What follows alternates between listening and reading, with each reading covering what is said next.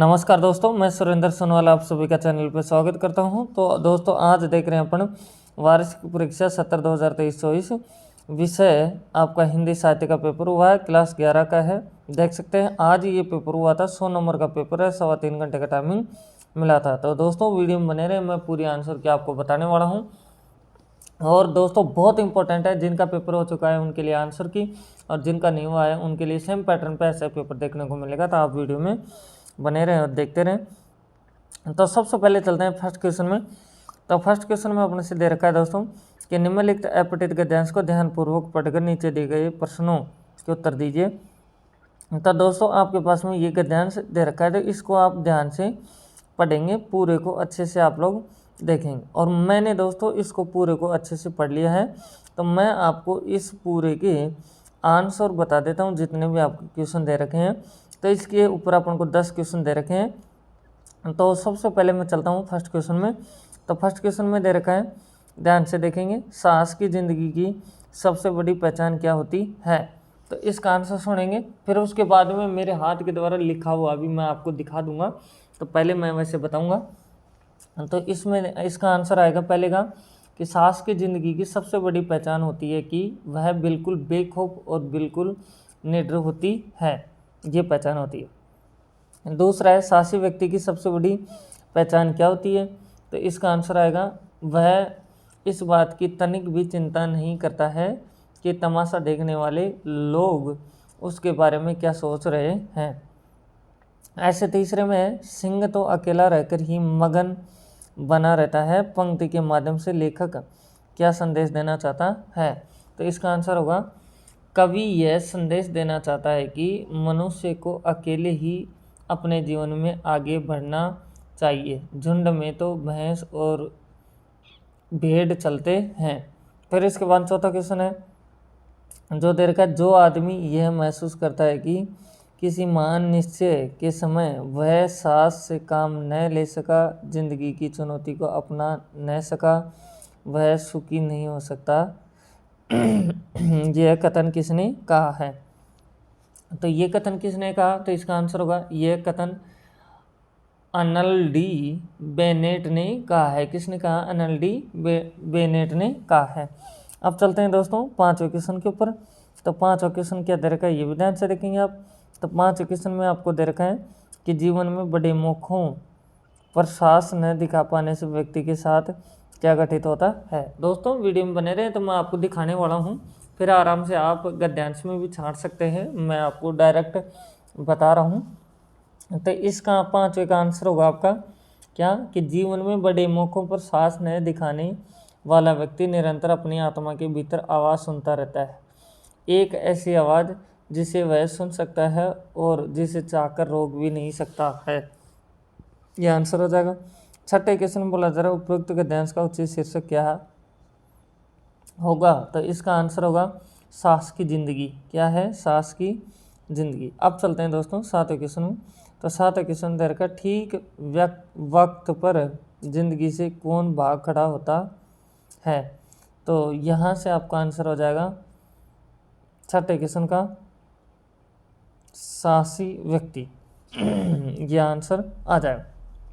फिर इसके बाद में होगा आठवां क्वेश्चन, झुंड में चलना और झुंड में चरना किसका काम है। तो यह है भैंस और भेड़ का। फिर नवा क्वेश्चन है, तुम साहस नहीं दिखा सके, कायर की तरह भाग खड़े हुए, ये किसकी आवाज़ आती है। तो ये आती है आवाज़ आत्मा की। किसकी आती है, आत्मा की। अब आता है अपने पास में क्वेश्चन नंबर 10, जिसमें अपन से बोला जा रहा है, देख सकते हैं कि साहसी मनुष्य की पहचान होती है। तो ये अपन से बोला जा रहा है, तो साहसी मनुष्य की क्या पहचान होती है। तो ये आपका आंसर हो जाएगा, जिसमें है वह तमाशा देखने वालों की सोच की परवाह नहीं करता है। दोस्तों इस तरह से पहला पूरा क्वेश्चन होता है, आप सभी ने देखा। अगर चैनल पे फर्स्ट टाइम विजिट कर रहे हैं, चैनल को सब्सक्राइब कर ले, बेल आइकन प्रेस करें। और दोस्तों मैंने बाकी सभी पेपरों के मॉडल पेपर अपलोड कर दिए हैं, और टाइम से टाइम आपके सभी जितने भी पेपर हो रहे हैं उन सभी के आंसर की मैं बताता हुआ चल रहा हूँ। रोज़ आपको ये वीडियो मिल जाते हैं, तो आप सब्सक्राइब करके रखें। दूसरे क्वेश्चन पर चलते हैं। तो बोला जा रहा है, निम्नलिखित पद्यांश को पढ़कर नीचे दिए गए प्रश्नों का उत्तर दीजिए। 10 क्वेश्चन है दोस्तों, एक नंबर का क्वेश्चन है। तो आप देख सकते हैं तो पहले गद्यांश था, अब पद्यांश दिया गया है, तो इस पद्यांश को ध्यान से पढ़ना है और देखना है क्या कह रहा है। तो इसको ध्यान से आप लोग पढ़ लें, समझ लें क्या कह रहा है, फिर उसके बाद में जितने भी क्वेश्चन हैं इनका जवाब आप दे सकते हैं। तो मैं पहुंच चुका हूं इसके पहले क्वेश्चन के ऊपर, जिसमें आपसे दे रखा है कवि ने सामाजिक अशांति का क्या कारण बताया। तो आप लिख सकते हैं आर्थिक और भौतिक सुख सुविधा का अभाव होना सामाजिक अशांति का कारण है। दूसरे में दे रखा है शांति का प्रथम न्यास किसे बताया गया है। तो यहाँ से होगा आपका शांति का प्रथम न्यास समाज में न्याय सुलभता है, ये आपका हो जाएगा। फिर तीसरे में चलते हैं। तो तीसरे में आपसे कह रहा है, देख सकते हैं आप लोग, क्या प्रस्तुत कविता में निहित संदेश क्या है।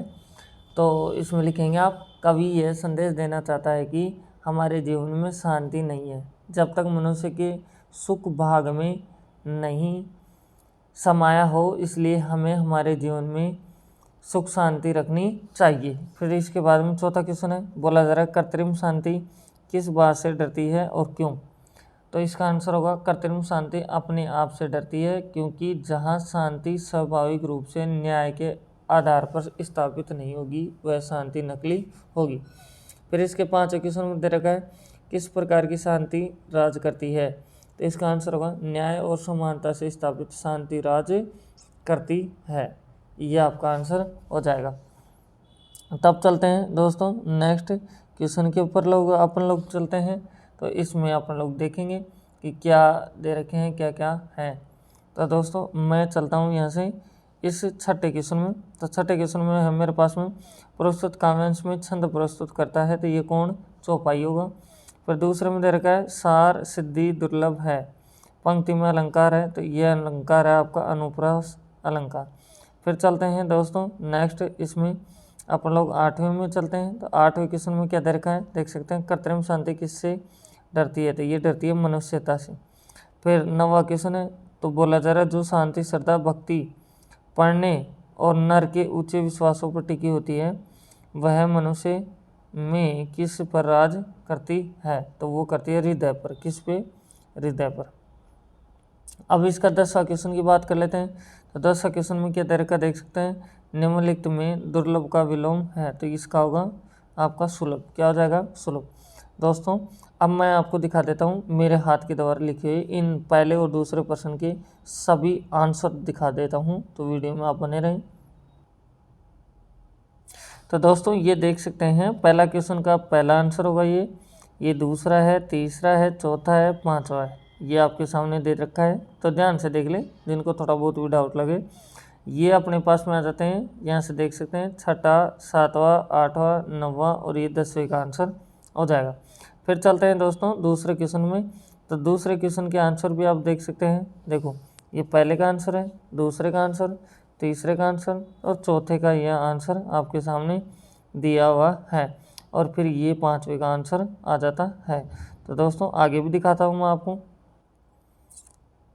अब देख सकते हैं दोस्तों ये दूसरे का 6ठे का आंसर है, फिर इसके बाद में ये 7वें का, 8वें का, 9वें का और ये 10वें का आंसर हो चुका है। दोस्तों इस पेज के ऊपर ये और लिखे हुए हैं, ये भी देख लीजिए आप। तो 5वां क्वेश्चन आएगा अपने पास में, ऑब्जेक्टिव होंगे जिसमें पहले में ये आएगा, दूसरे में ये, थर्ड में ये और फोर्थ में ये आ जाएंगे अपने पास में। अगर दोस्तों चैनल को फर्स्ट टाइम विजिट कर रहे हैं, चैनल को सब्सक्राइब करें, बेल आइकन प्रेस करें, अपने दोस्तों के पास शेयर करें और इतनी मेहनत के लिए वीडियो को जरूर लाइक करें। तो चलते हैं अभी नेक्स्ट क्वेश्चनों के ऊपर।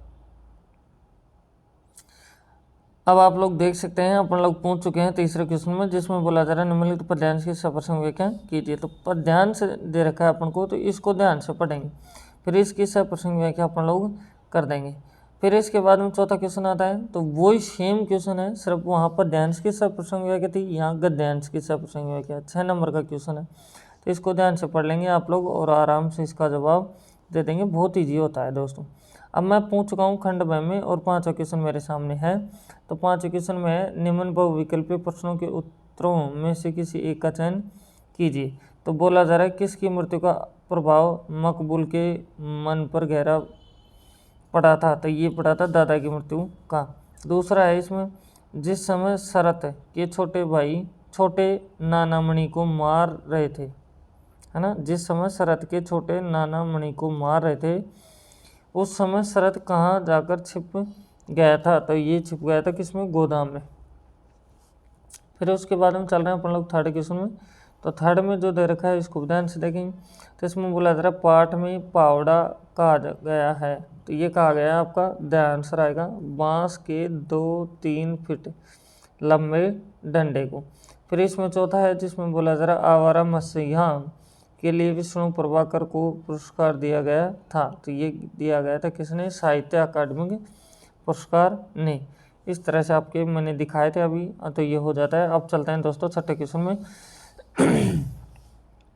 तो छठे क्वेश्चन में क्या है देख सकते हैं कि संचार माध्यमों के संदर्भ में द्वारपाल से क्या तात्पर्य है। 2 नंबर के क्वेश्चन चल रहे हैं दोस्तों।